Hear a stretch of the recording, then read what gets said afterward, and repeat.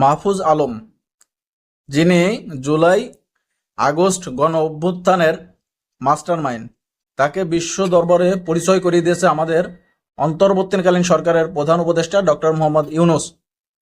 তিনি তাকে দাঁড় করিয়ে পরিচয় করিয়ে দিলেন যে এই হচ্ছে হলো আমাদের মাস্টারমাইন্ড, যে গণ অভ্যুত্থানে সক্রিয় ভূমিকা রেখেছেন, পিছন থেকে মাস্টার মাইন্ডের কাজ করেছেন। তিনি এখন প্রধান উপদেষ্টার বিশেষ সহকারী থেকে এখন উপদেষ্টা হয়েছেন, নিজেই এখন উপদেষ্টা হয়েছেন। আর এই উপদেষ্টা মিলে ছাত্রদের মধ্য থেকে 3 জন হইলেন উপদেষ্টা: আসিফ মাহমুদ, নাহিদুল ইসলাম এবং মাহফুজ আলম। আর এখন যে ঘটনাগুলো ঘটছে, এই ঘটনা নিয়ে মাহফুজ আলম কিন্তু তীব্র সমালোচনায় বলা চলে তিনি সেটা করেছেন। তিনি বলেছেন যে জুলাই আগস্ট গণ অভ্যুত্থানের পর অনেক মিত্রই এখন হটকারীর ভূমিকায় চলে গেছে। সেটা বুঝতে পারছেন? হটকারী বলতে তিনি কি বুঝিয়েছেন? অর্থাৎ উস্কানিদাতা বা বিশৃঙ্খলা সৃষ্টি করা, যা যা দেশে ঘটতেছে অন্তর্বর্তীকালীন সরকার থেকে আলাদা, সেটা তিনি বোঝাতে চেয়েছেন যে আমাদের যারা মিত্র ছিল তারা এখন অনেকেই হটকারীর ভূমিকায় চলে গেছেন, হটকারীর অবদান রাখতেছেন।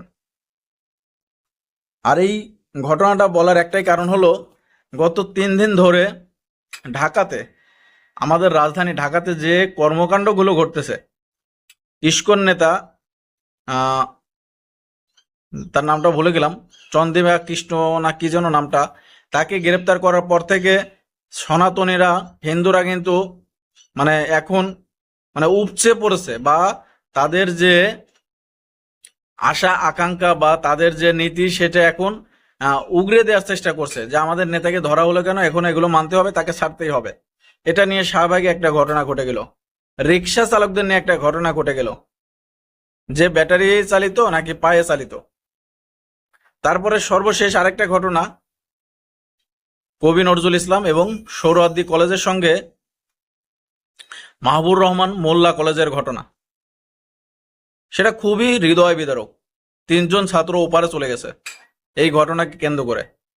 মাহবুবুর রহমান মোল্লা কলেজ যেভাবে লুটপাট করা হয়েছে, যেভাবে ভাঙচুর করা হয়েছে, যেটা করা হয়েছিল 5 আগস্টে গণভবন, মানুষ কিন্তু সেটাই বলতেছে। ছাত্রদের সেদিন উস্কানি দিয়ে এখন ছাত্ররা এটার লাইসেন্স পেয়ে গেছে, ছাত্ররা যখন যেটা মনে চাচ্ছে সেটা করতেছে।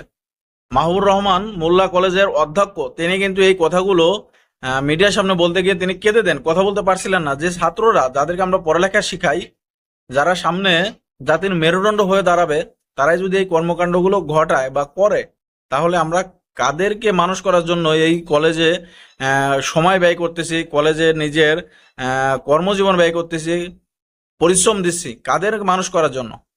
তিনি এই কথাগুলো বলতে গিয়ে কিন্তু কেঁদে দেন। আর এই ঘটনার পরিপ্রেক্ষিতে ঢাকার বিভিন্ন কলেজ এখন বন্ধ ঘোষণা করা হয়েছে।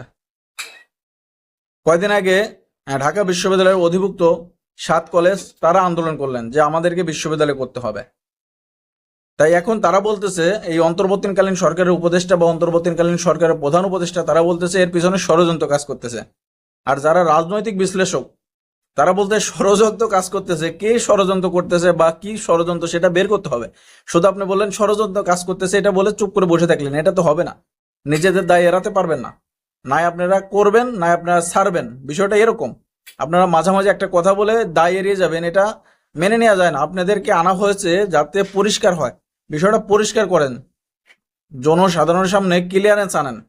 কারণ এরকম ঘটনা বিগত সরকার করতো বলেই কিন্তু তার জীবনে এরকম ঘটনা ঘটেছে, তার বিপদ ডেকে এনেছে।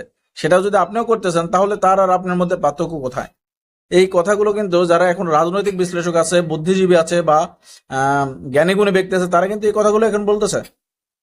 আর এই সব ঘটনার পরিপ্রেক্ষিতে কিন্তু উপদেষ্টা মাহফুজ আলম, যিনি জুলাই আগস্টের মাস্টার মাইন্ড, তিনি বলেছেন আমাদের এই বৈষম্য বিরোধী আন্দোলন বা হাসিনাকে বিতাড়িত করা আমাদের যেসব মিত্র ছিল, তারা এখন হটকারীর ভূমিকা অবতীর্ণ হয়েছেন।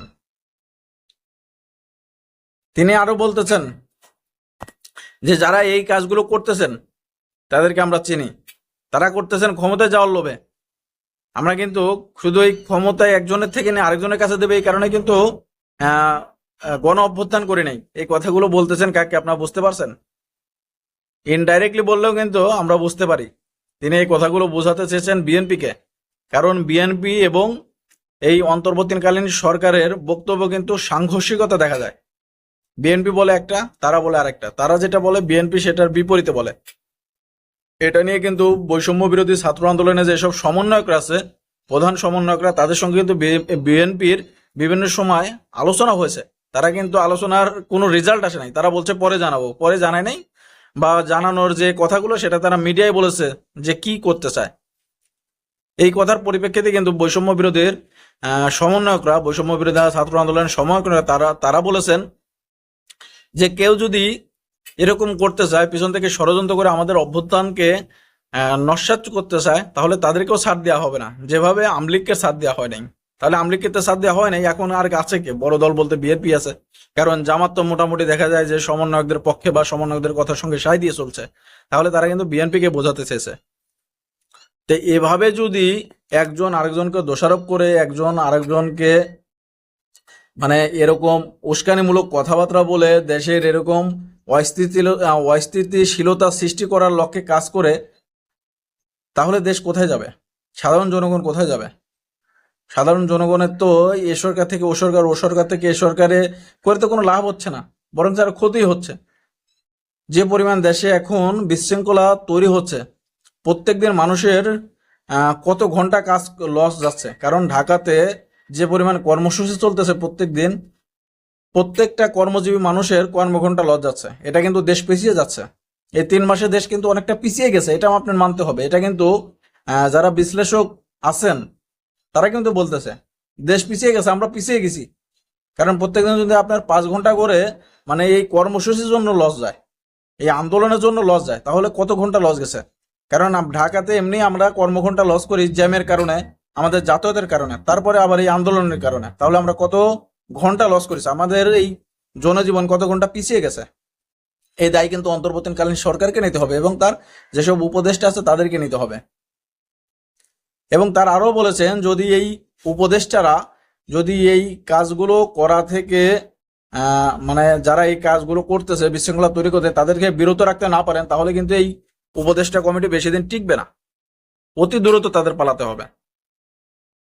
এই ভয় হয়তো আসিফ মাহমুদ, নাহিদ ইসলাম বা মাহফুজ আলম তাদের ভিতর ঢুকে গেছে। এই কারণে কিন্তু তারা এক এক সময় এক এক ধরনের কথা বলতেছে। তো দর্শক, এই বিষয় নিয়ে আপনাদের মন্তব্যকে অবশ্যই কমেন্ট বক্সে জানিয়ে যাবেন। ভালো লাগলে ভিডিওটি শেয়ার করুন। সবাই ভালো থাকবেন। আল্লাহ হাফেজ।